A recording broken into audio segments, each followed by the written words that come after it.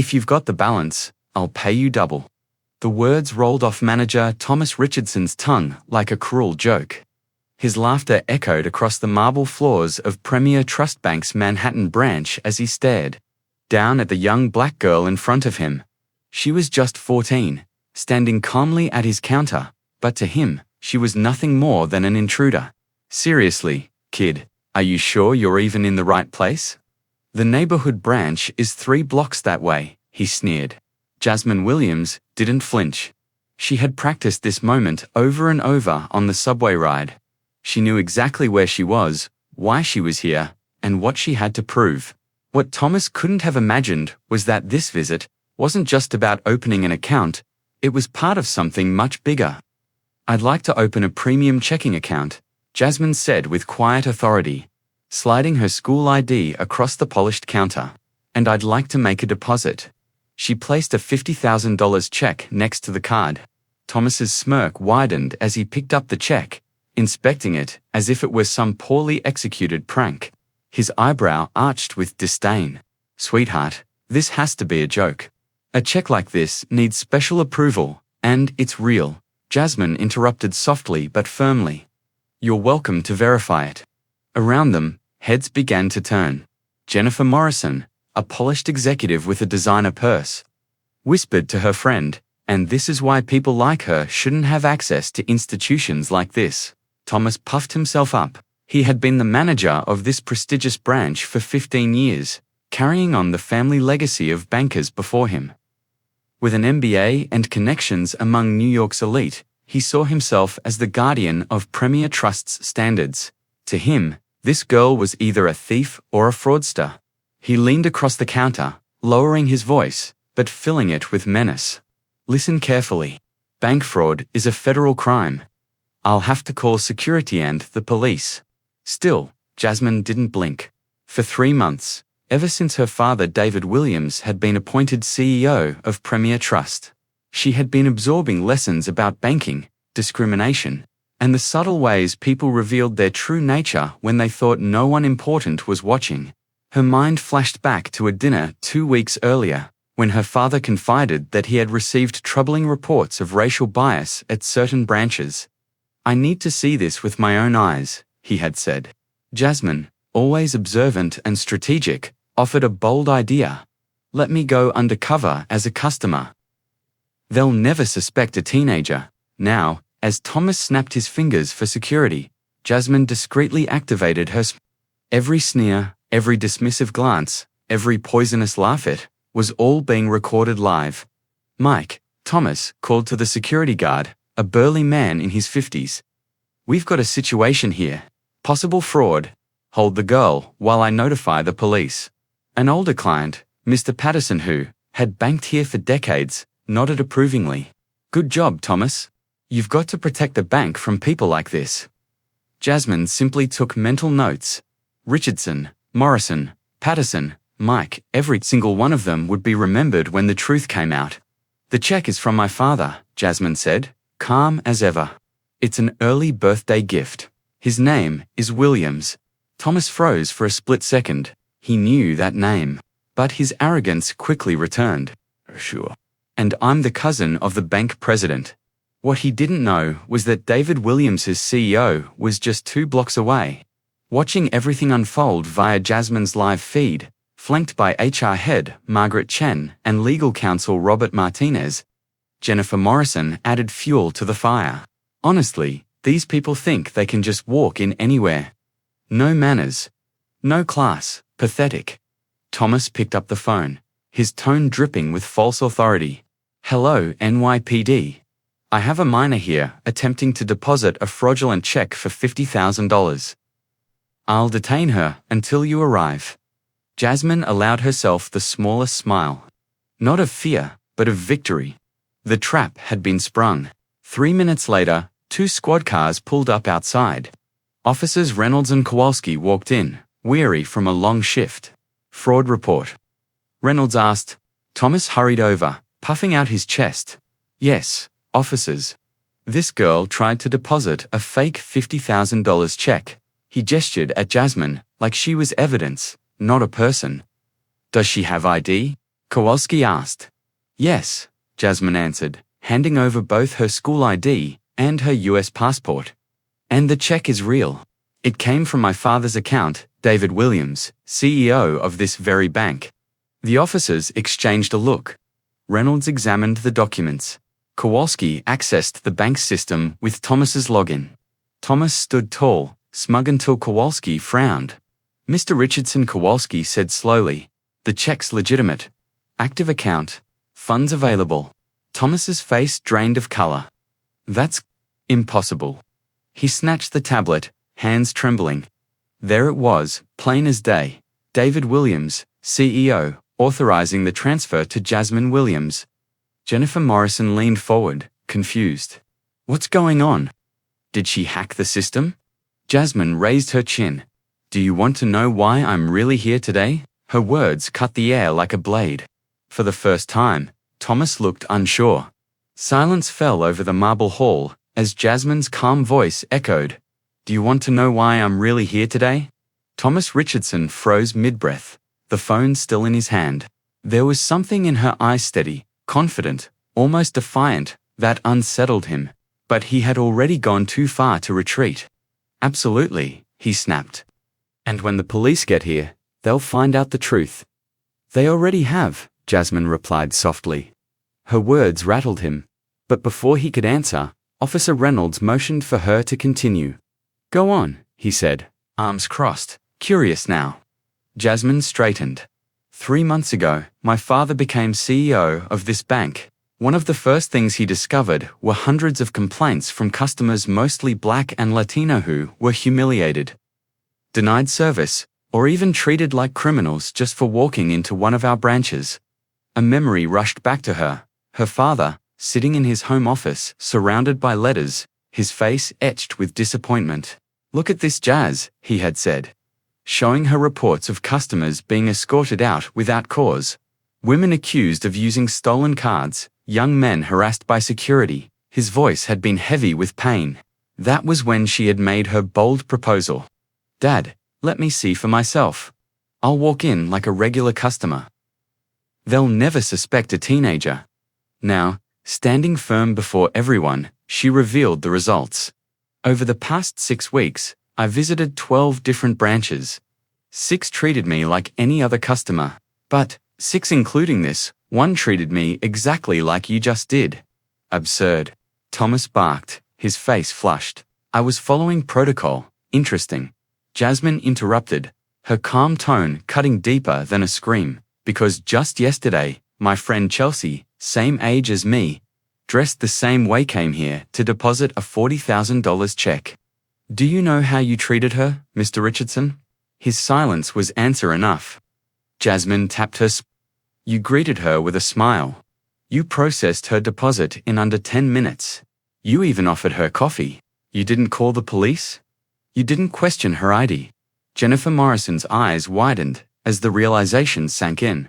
Mr. Patterson tried to slip quietly toward the door, but the security guard Mike still stood blocking the way, confused and uneasy. Do you know the difference between Chelsea and me? Jasmine asked, her voice carrying centuries of history. She's white. I'm black. Same age, same clothes, same bank, same kind of transaction, but completely different treatment. Thomas stammered. I didn't discriminate against anyone. I was cautious. It was standard procedure, lies. The firm voice came from the entrance. Heads turned, and the room shifted instantly. David Williams, the CEO himself, stood in the doorway. Beside him were Margaret Chen, head of human resources, and Robert Martinez, the bank's top legal counsel. Their presence filled the branch with a weight no one could ignore. Daddy, Jasmine said softly, allowing a small smile to break through for the first time. Thomas's knees nearly gave out. His face went from flushed red to chalky grey. Jennifer Morrison gasped audibly. Mr. Patterson shrank back as though hoping to vanish into the wall. Mr. Williams, Thomas stuttered, thrusting out a trembling hand. I had no idea she was your daughter. If I had known, that's exactly the problem, David cut in sharply, his voice like steel. If you had known she was my daughter, you would have treated her with respect. But when you thought she was just another unknown black teenager, You treated her as a criminal. Margaret raised her tablet, showing the live video feed from Jasmine's smile. We've got everything on record. Every word. Every laugh. Every insult. Robert Martinez stepped forward, his face hard. Mr. Richardson, you didn't just humiliate the CEO's daughter. You exposed this bank to lawsuits, federal investigations, and civil rights violations. You profiled a minor because of the color of her skin. That's not protocol, that's prejudice. Jennifer Morrison's face crumpled. Silent tears streaking her cheeks as she realized her own snide remarks had been captured too. Mr. Patterson tried to steady himself, pale as paper. Even Mike the guard looked ashamed, his eyes fixed on the floor. And Jasmine, standing at the center of it all, locked her gaze on Thomas. You once said that if I had balance, you'd pay me double. Well, Mr. Richardson, turns out I have far more than balance. My father owns 30% of this bank. The irony hung in the air, suffocating Thomas, crushing the arrogance out of him. Jasmine's voice hardened. And now you're going to learn that discrimination carries a cost far greater than $50,000. Thomas slumped into a chair, his career collapsing before his eyes. Thomas Richardson sat hunched in his chair, his arrogance draining away. But Jasmine wasn't finished. Her eyes held steady, her voice calm yet commanding.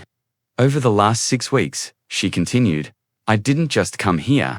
I went to 11 other Premier Trust branches. At 6 of them, I was treated with fairness. But at the other 6, including this one, I was treated like a criminal. And I documented every single second. Officer Reynolds leaned against the counter, intrigued. Keep talking. Thomas tried to push back.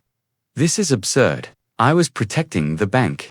Jasmine's tone never wavered. Funny, because when my white friend Chelsea came here yesterday with a $40,000 check, you didn't demand extra documents. You didn't call the police? You offered her coffee, and I have the recording right here. She tapped her screen. Jennifer Morrison stepped backward, suddenly realizing her whispered insults were also saved. Mr. Patterson shuffled nervously, wishing he could vanish. Even Mike, the security guard, looked stricken, as though finally understanding how complicit he had been. The only difference between Chelsea and me, Jasmine said, her words slicing through the air, is that she's white. And I'm black. Thomas stammered, sweat rolling down his temple. I was just following policy. Policy? Jasmine asked. Or prejudice? Before he could answer, David Williams's voice cut through. Enough? The CEO moved closer, his commanding presence filling the room. Margaret held up her tablet. We have it all on tape. Every discriminatory word, every action. Documented. Robert Martinez, the lawyer, fixed Thomas with a cold stare. What you've done here isn't just unprofessional. It's criminal. Discrimination. Civil rights violations. Institutional negligence. And we'll make sure the law sees it that way. Thomas's mouth opened, but no words came. Do you know what's worse than your arrogance, Mr. Richardson? Jasmine asked quietly. It's the fact that you believed you'd never be caught. But arrogance always trips over itself. You trapped yourself. Her words hit harder than anything else that had been said. But Jasmine wasn't done. She tapped her smartwatch again, and a series of folders appeared on the screen. In fact, this isn't just about one branch. I've been investigating a much bigger problem. At 6 branches, I found a pattern, a coordinated system of racial discrimination hidden behind so-called protocols, and I'm ready to expose all of it. The room went silent. David looked at his daughter with both pride and caution. Jazz, what did you find? Jasmine paused, letting the weight of the moment hang in the air, enough to show that this isn't about rogue managers. It's about systemic corruption. Her voice carried across the branch like thunder. Then, as if on cue, the doors burst open. Catherine Brooks, a journalist from the New York Times, entered with a film crew. Cameras clicked, lights flashed, microphones stretched forward. Mr. Williams, she greeted, calm but firm. As agreed, we're here to document your investigation. Jennifer Morrison let out a strangled gasp. You're recording this. It's going to the press. Not just the press, Jasmine said, her voice level. Every visit I made to these branches was recorded. Every single one. And it's all going public. She opened a folder on her dozens of videos filled the screen organized by date, location, and manager. Brooklyn branch refused to process my check without gang verification. Queens branch called security before I reached the counter. Bronx branch accused me of theft without evidence, and all of it is here. Thomas staggered forward. Those were misunderstandings. Misunderstandings. Another voice challenged. Everyone turned to see Victoria Chen, one of the few minority branch managers, step into the room. Her presence radiated quiet strength. I worked under you, Thomas. I heard your so-called training sessions. I remember you telling new employees to observe clothing and body language, and certain profiles deserved extra scrutiny. I documented your words, and I have the emails. She handed Margaret a flash drive, her face hard with determination. Internal memos. Instructions about filtering out undesirable clientele. Margaret took it, her hand trembling. Knowing exactly what this meant. Lawsuits, federal investigations, reputations destroyed. Mr. Patterson tried to sneak away again, but Catherine's microphone intercepted him. Mr. Patterson, you've been a customer since 1994, correct? Do you want to explain your earlier comment about protecting the institution from certain elements? His lips trembled. I was joking. Out of context. No, Jasmine interrupted. Her gaze locked on him. You weren't. You meant every word. And now the world will hear them. She tapped another file, but paused dramatically, because what I discovered goes even deeper. The room stiffened. Every eye was on her. In the next 48 hours, the world will see that this discrimination wasn't random. It was systematic, coordinated, and profitable, and the people responsible aren't just branch managers. The door flew open again. Gregory Foster, Regional Vice President of Premier Trust, stormed in wearing a $3,000 suit and a mask of panic. Thomas, he snapped, ignoring everyone else. What on earth is going on here? The entire room froze. David Williams stepped forward, his voice like ice. What's going on is that your empire of prejudice is crumbling, Gregory. And it's happening right here, on camera, for the entire country to see. Gregory Foster froze the moment he saw the cameras. His expensive suit couldn't hide the sweat beading on his forehead. For years he had moved behind the scenes, pulling strings and enforcing standards he thought no one would ever question. But now the spotlight was on him. David Williams didn't waste time. Gregory, he said, his tone sharp, your little network of discrimination ends today. Network. Foster forced a laugh, trying to brush off the accusation. This is chaos. A misunderstanding.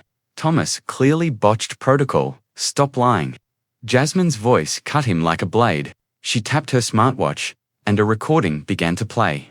Gregory's own voice filled the branch, booming from the tiny speaker. Thomas, do you understand the guidelines? Black and Latino customers receive low-yield products. That's how we keep our clientele premium. Gasps rippled through the room. Thomas buried his face in his hands.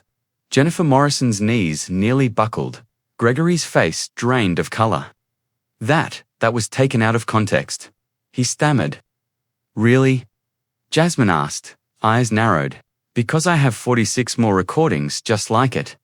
Meetings, phone calls, training sessions, all where you ordered managers to target people of color. I documented it all. The officers shifted uncomfortably. Even hardened police veterans looked sick as the words replayed. Robert Martinez, the bank's counsel, pulled out a folder thick with evidence. Emails, memos, financial records. We've got enough to bury you in federal charge. Systematic discrimination, fraud, conspiracy. Gregory's composure cracked. His voice rose, sharp and frantic. You can't prove anything. Victoria, Jasmine said, turning. The minority branch manager stepped forward, calm, unshaken. I recorded our meetings too, Mr. Foster. I have emails where you pushed filtering standards, and I still have the memo where you told us bonuses depended on screening certain customers. Margaret accepted the flash drive from her, her hands trembling. She knew this wasn't just a scandal, it was a catastrophe. Gregory's eyes darted around the room, searching for escape. This is entrapment. I demand to speak privately. You'll speak right here, David snapped. In front of the people you tried to silence. Jasmine pressed another file. Foster's voice echoed again. Your bonuses depend on filtering properly. We want white money in this bank. The words landed like a thunderclap. Margaret dropped her tablet in shock. Robert muttered under his breath, My God. This is enough for the DOJ to tear this bank apart. Gregory stumbled back, horrified as the cameras zoomed in on his panic. Catherine Brooks, the journalist, didn't miss a beat. Mr. Foster, care to explain to the American people why you ordered racial profiling as bank policy? The VP's lips quivered. He tried to smile, but it collapsed into a grimace. It wasn't meant that way. Then how was it meant? Jasmine demanded, stepping closer. Her young voice carried the weight of justice. Because to me, it sounds like you built a business model out of humiliation. Out of prejudice. Out of people's pain. The room erupted in murmurs. Customers pulled out their phones, filming every second. Employees whispered nervously, realizing the empire they'd served was rotting at its core. Thomas, desperate, tried to shift the blame. It wasn't me. Foster told me to do it. I was just following orders. He collapsed to his knees, sobbing. I have a family, please. You had a choice, Jasmine said firmly, her eyes never leaving his. Just like every person you profiled today had a choice to treat me with dignity. Jennifer Morrison tried to step forward, her voice breaking. Please, I didn't know. I have children, that's the problem, Jasmine replied, her tone steady but piercing. You only respect people you think matter, but dignity shouldn't depend on who someone's family is. It should be given to everyone. David turned to Gregory. Your contract has a just cause clause. Racial discrimination more than qualifies. No severance, no pension, no future in banking. Gregory's arrogance collapsed into raw panic. His empire, built on exclusion, was burning before his eyes and the flames were being broadcast live. Catherine Brooks's cameras caught everything, Foster trembling, Thomas sobbing, Jennifer pale and broken, Patterson trying to disappear, employees staring in shame. And at the center of it all stood Jasmine Williams, 14 years old, unwavering. Fearless, the girl who had pulled the curtain back on one of the biggest banking scandals of the decade. As police officers moved in, placing both Gregory Foster and Thomas Richardson under arrest, camera flashes exploded like fireworks. The once prestigious branch had turned into the stage of a public reckoning. Customers whispered, employees averted their eyes. And the entire country was about to witness the empire of prejudice crumble in real time. David Williams spoke firmly, his voice carrying across the stunned lobby. Every person here had a choice. Some chose dignity. Others chose discrimination. And today, the consequences begin. Thomas wept as he was escorted out. Jennifer Morrison hid her face, her earlier arrogance replaced with shame. Patterson trembled, realizing his words had been recorded. Even Mike, the guard who once blocked Jasmine's exit, stood frozen, guilt etched across his face. But Jasmine, composed, watched with the strength of someone far older than 14. She had revealed not just individual bigotry, but a system designed to profit from it. 6 months later, Premier Trust's Manhattan headquarters looked entirely different. Posters promoting inclusion and equity hung on the walls. Training sessions on diversity and respect replaced the old whispered protocols. At the top of the regional network sat Victoria Chen, now promoted to regional manager, tasked with rebuilding a bank nearly destroyed by corruption. Thomas Richardson's fall was swift. Once a proud guardian of the branch, he now worked in a dingy telemarketing office. Listening to strangers slam phones in his bitter echo of the disdain he had once dished out. Gregory Foster's fate was worse. Facing 23 federal charges, he lost his penthouse, his wealth, and even his family. The man who once filtered out customers now found himself filtered out of the very society he had profited from. Jennifer Morrison fled to another state, but her viral face followed her everywhere. Every interview ended with the same question. Aren't you the woman from the discrimination scandal? Premier Trust itself paid $47 million in settlements. Nearly 900 employees were retrained or dismissed. For the first time in its history, true reform began to take root, not just in policy, but in culture. And at the heart of it stood Jasmine Williams. By 15, she had become the youngest voice in the fight for financial justice.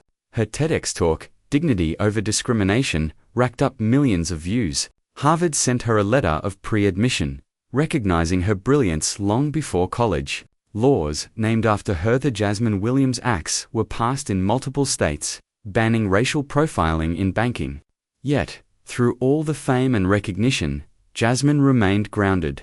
She still rode the subway. She still wore simple clothes. And she still treated every person she met with respect. In one interview, she said softly, "They tried to diminish me. But I turned their arrogance into fuel to burn down an unjust system." Justice isn't just punishing the guilty, it's building something better for those who come after us. Gregory Foster, now living in a cramped apartment, once watched that interview on TV. Tears welled in his eyes. Too little, too late. Because justice now had a name, it had a face, and it was only 14 when it began. The girl they had laughed at, mocked, and dismissed had become a beacon of hope for millions still struggling to be treated as equals. And as Jasmine Williams looked back on her journey, one truth remained clear. The best revenge was never just exposing prejudice, it was transforming pain into power, and injustice into a story no one could ever again ignore.